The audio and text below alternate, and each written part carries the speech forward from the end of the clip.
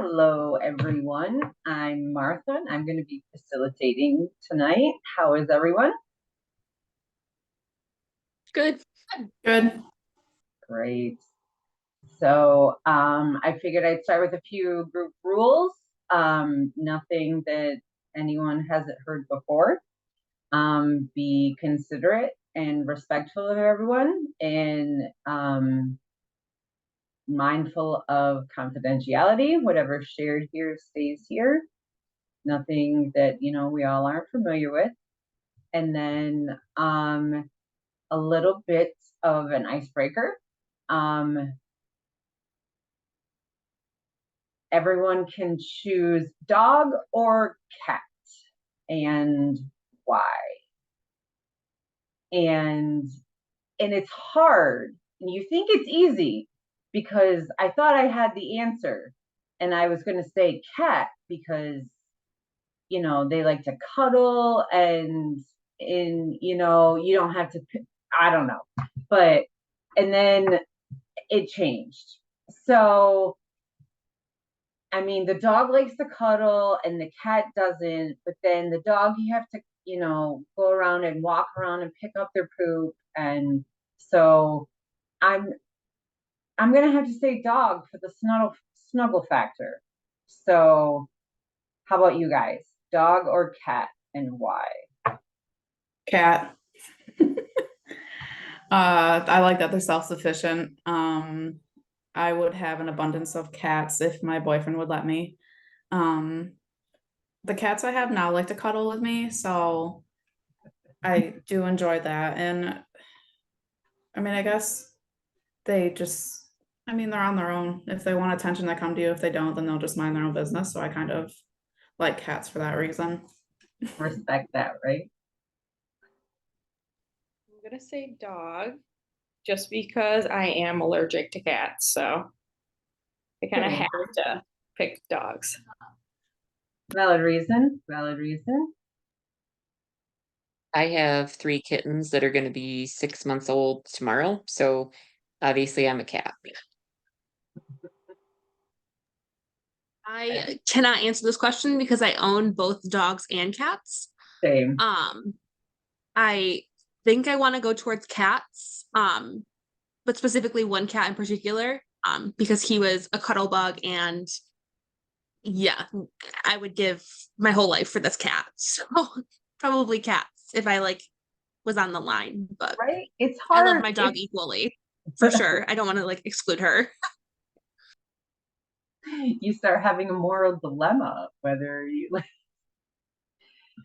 Great. All right. So, simple, not too involved. We're good with that. So, and tonight, I am going to talk about, let me pull it up, the impact of adult substance abuse on children. And let's see. And just some of the different effects it has, and along those lines. So let me try to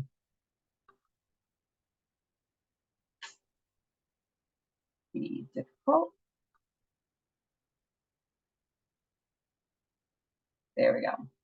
So substance abuse can make it so the parents have an inability to provide adequate and physical emotional care for their children, or it can lead to adversity in the family, like poverty, lack of education, mental health problems. And it's also been shown to lead to a child having cognitive, emotional, and behavioral health problems. In some abuse treatment programs, rarely are the children of the addicts even considered or even mentioned in some. Some random statistics: 3.4 million children live with at least one binge drinking parent. 1 million live with two. 500,000 live with a single parent who is a binge drinking. And then Almost 1 million live with an adult who has used an illicit drug in the past year.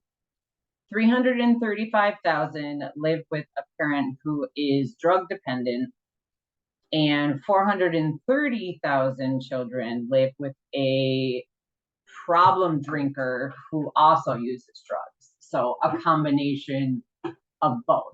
And I don't know about you guys, but I mean, those numbers are high, and the adults are getting the help while the kids are not being considered. So some of the negative effects are there can be emotional and mental health problems.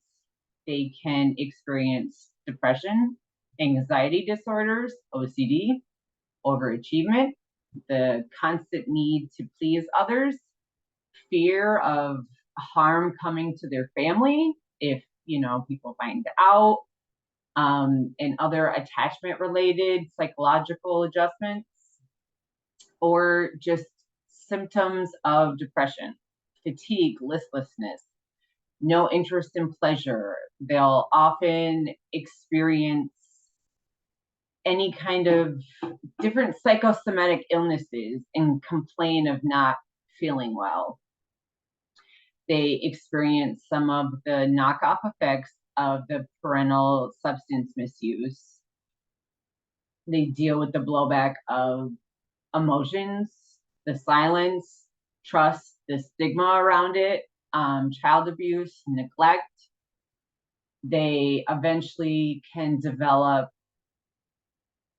their own drug or alcohol problem.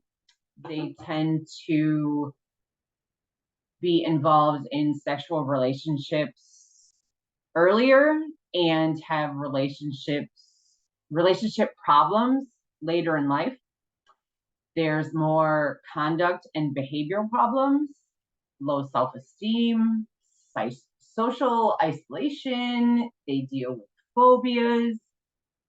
They also have, the lack of that stable adult figure, and that raises risk for short and long terms.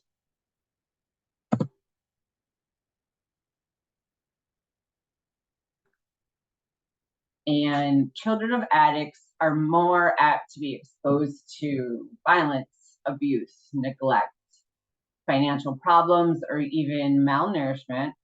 And how an adult acts when they're trying to control their behavior can be very confusing to a child, dealing with mood swings, their depression, even at times abandonment when they, are off on a bender or to score or whatnot. The kids can blame themselves.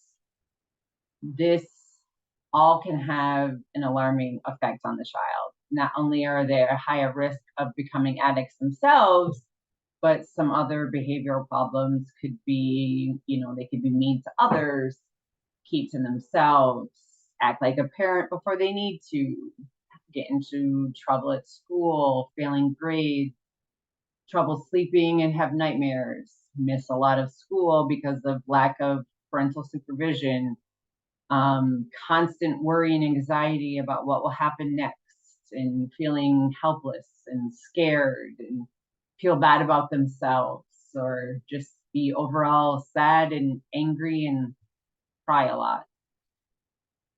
So, because we always talk about the adult with the substance use problem, not about the children with them. So that's why I figured I would just kind of bring a little light onto them. This, and then the last slide is some references.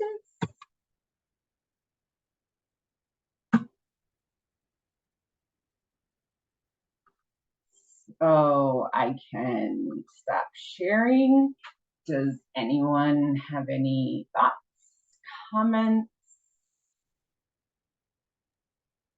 So Martha, I'm honestly kind of glad you did this topic. A couple of weeks ago at my field placement site, I shadowed a session with a girl who was 16 years old, and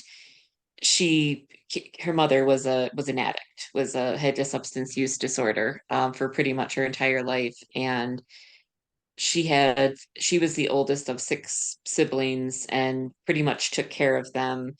They were in and out of foster care. The siblings all had different fathers, so some of the siblings were given to the fathers and adopted. And it was literally the first session I've sat in that really left me feeling rattled after I heard what this girl had been through, the attachment issues, the trauma, the fact that some of her siblings aren't allowed to see her because she still has a relationship with the mom.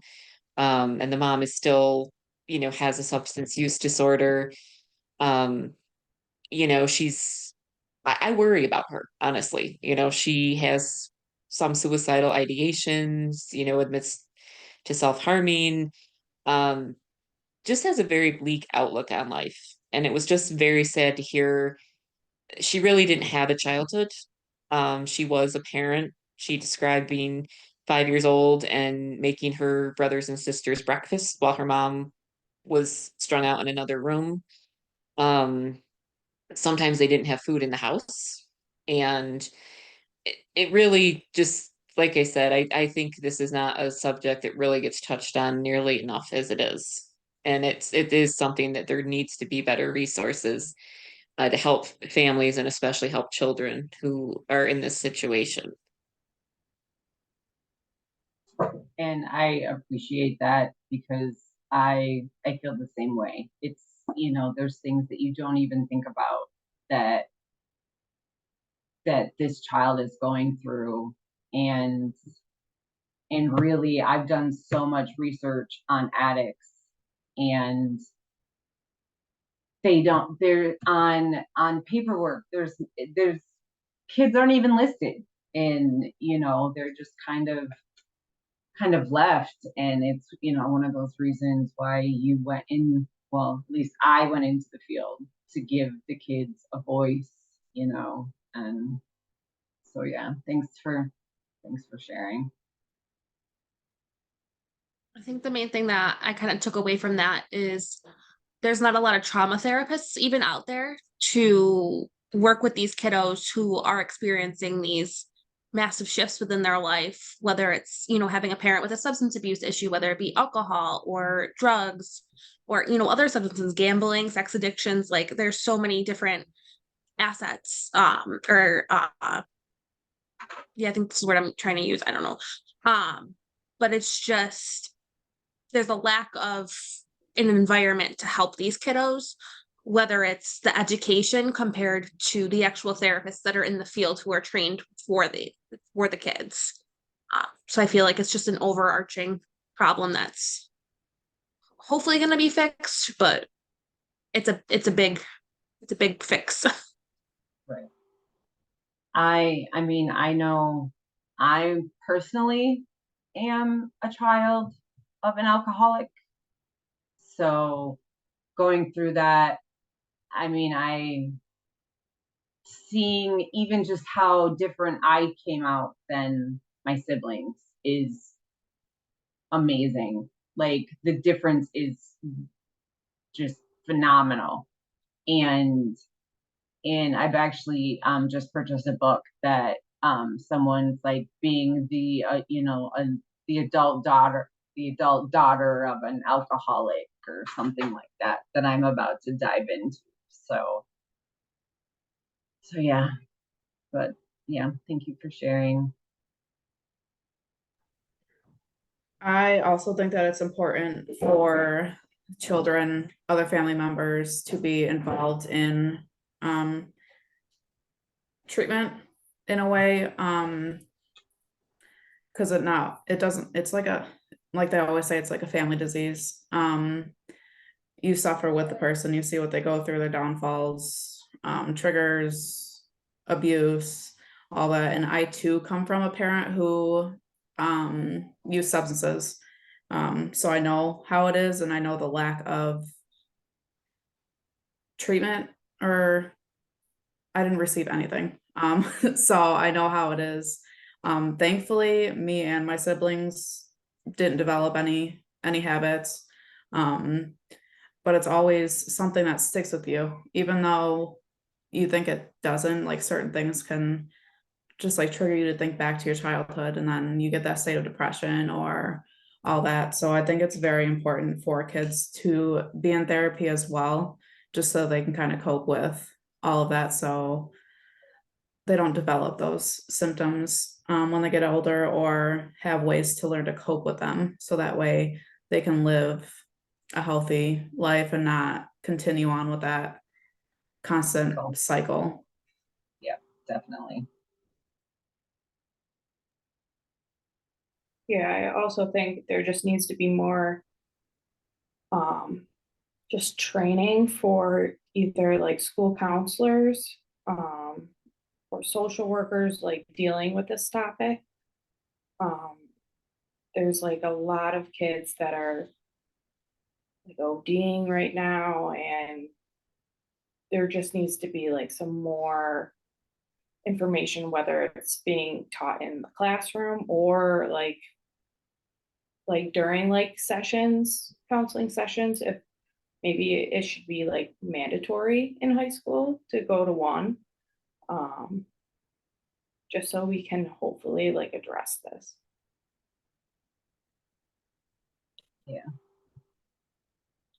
All right, well, thank you guys. Thank you everybody for sharing. I appreciate it. And you know, we are all confidentiality, you know, all that. So it's nice to be able to share and know that it's not going anywhere. So yeah. Well, thank you guys, and that's it for me. I hope we all have a good weekend. You as well. You Thank too. Thank you.